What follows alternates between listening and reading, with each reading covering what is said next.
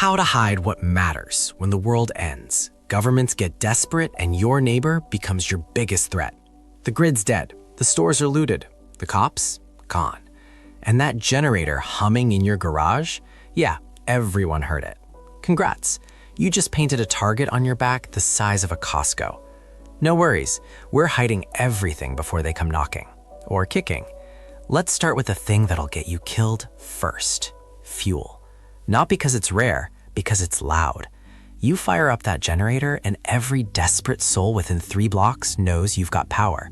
Power means supplies. Supplies mean you're worth robbing, or worse, requisitioning. During Hurricane Maria, generator owners weren't just robbed, they were mapped. Thieves followed the hum, noted the address, and came back when you were asleep. They didn't always take the generator, they took everything else, assuming anyone smart enough to prep had more stashed inside. So here's the play. You need 2 systems, one loud, one silent. The loud one, an old beat-up gas generator. Run it sparingly, make it visible. Let the neighbors see you struggling with it, cursing at it, rationing fuel. It's your decoy. The real system, an inverter generator, solar panels. A battery bank, silent, hidden, ground-mounted if you can, camouflaged under tarps or fake landscaping. You run it at night, low profile, no lights facing the street. If anyone asks, you're using candles like a good little citizen. And bury your fuel, not in the shed, not in the garage, in PVC pipes underground, sealed tight, marked with something only you recognize, a rock, a patch of ugly grass. Because when they come looking, and they will, they'll check the obvious spots first. If the engine growls, congrats. If it stays silent, you survived. Next, water, the heavy, obvious liability. Water's a bitch. You need it, you can't hide it, and everyone knows you've got it the second they see those blue barrels stacked like a prepper's wet dream. In Flint, people with filtration systems became community resources, whether they wanted to or not. Help your neighbors and drain your own supply, or refuse and become the villain. Either way, you lose. So don't store water, store the ability to make water. Get a Life Straw, a Sawyer, a Berkey, anything that filters thousands of gallons. Hide it somewhere no one looks. Attic, toolbox, inside a bag of dog food. Keep a few visible water jugs as decoys. Meanwhile, you're filtering creek water in secret while others are trading gold for Dasani. If asked about purification, try to filter once. Didn't work. The second they know you can make water, you're the town well, and wells get taken over. Finally, medicine, the quiet killer. Antibiotics, insulin, painkillers, the stuff that keeps you alive when the pharmacies are empty and the hospitals are war zones. In Venezuela, people with medical supplies were extorted, not robbed, extorted. Give us the meds or we'll tell everyone you're hoarding. Suddenly, you're the bad guy for not sharing your kid's asthma inhaler. So you stockpile now and you hide it like your life depends on it, because it does. Fish antibiotics have the same active ingredients as human meds. Legal, cheap, available online. Amoxicillin, doxycycline, look them up, buy them. Stash them in Mylar bags with oxygen absorbers. Label them something boring. Christmas decorations, old tax documents. No one's opening that. Learn field medicine now. Sutures, tourniquets, wound packing. When the EMTs stop coming, you're the EMT. But practice in private. If asked about first aid, watched a YouTube video once, forgot most of it. Not, I'm a paramedic. The first keeps you safe, the second gets you conscripted. The theme here isn't hoarding, it's invisibility. The loud generator, the visible water jugs, the boast of medical skill, they're all invitations to disaster. The silent solar panel, the hidden filter, the quiet knowledge, that's what keeps you alive. In this world, the richest person isn't the one with the most supplies. It's the one nobody knows has anything at all. Let's talk about communication, the thing that marks you. Ham radio, satellite phone, walkie-talkies, anything that lets you talk when the cell towers are dead. Sounds smart, right?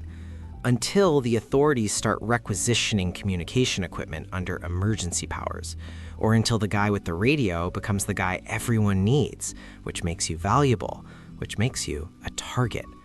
Think about Hurricane Katrina. Ham operators weren't just heroes, they were interrogated. Some had their gear confiscated.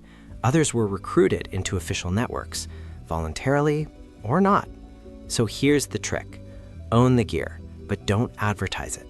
Keep your radio setup hidden, Not on a desk, not in the garage, in a Faraday cage, in a closet, behind a false wall. You run your antenna at night, low profile, disguised as a TV aerial or a clothesline, and you build your network now, not during the crisis, now. Find people you trust, test your comms, establish codes. The weather's nice means all clear. Thinking about phishing means trouble inbound. Because when the grid dies, information is currency, and currency gets stolen. But it's not just what you have that makes you a target, it's what you can do. Your skills are the liability you can't hide. You're a mechanic, a medic, an electrician. Congratulations, you're now a forced labor candidate. This isn't a movie script. In the Balkans, doctors were kidnapped, engineers were held at gunpoint. In Somalia, teachers and educated professionals were specifically hunted down, not for ransom, but for control. Your brain becomes someone else's asset, and you become the tool they can't afford to lose. So here's the play. Be incompetent in public. Be a genius in private. Someone asks if you can fix a generator. I'm terrible with that stuff. I'd probably make it worse. Not, yeah, I rebuilt one last summer. Someone asks if you know medicine. I took a first aid course once, don't remember much. Not, I'm a nurse. Learn everything, practice everything, but keep it quiet. Be the person no one thinks about twice, the one who seems useless. Because you help once and word spreads like wildfire. Suddenly, every broken thing becomes your problem. And once they know what you can do, you can't make them unknow it. In a crisis, skills make you a slave. So you've hidden your gear and you've hidden your skills. What about currency? What do you use when money is paper? Cigarettes, alcohol, coffee, lighters, batteries. In Argentina's economic collapse, cigarettes became cash. In Greece, coffee was gold. In the Soviet collapse, vodka was more stable than the ruble. Why? Because people will trade anything for comfort, for relief.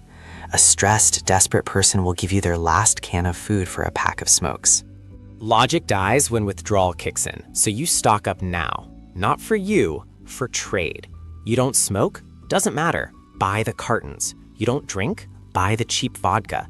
Store them separately from your main supplies. If you trade from a dispensable location. Never your home. Never the same spot twice. Meet on neutral ground. No patterns. The moment someone knows where your stash is, you're not a trader anymore. You're a target with an inventory list. And you never, ever let them see how much you have. Because the second they know you're the guy with the goods, you're the guy they rob or kill. You see the pattern here. You prepared, you stockpiled, you trained, you're ready. Now hide it. That's the only strategy that works, the gray man. Don't be the house with lights on when everyone else is dark. Don't be well fed when others are starving. Don't be confident when everyone's panicking. You appear average, you appear struggling, you appear normal, because the best prepared people seem totally unprepared, right up until they're not. If the world ends, you won't survive by being loud. You'll survive by being invisible.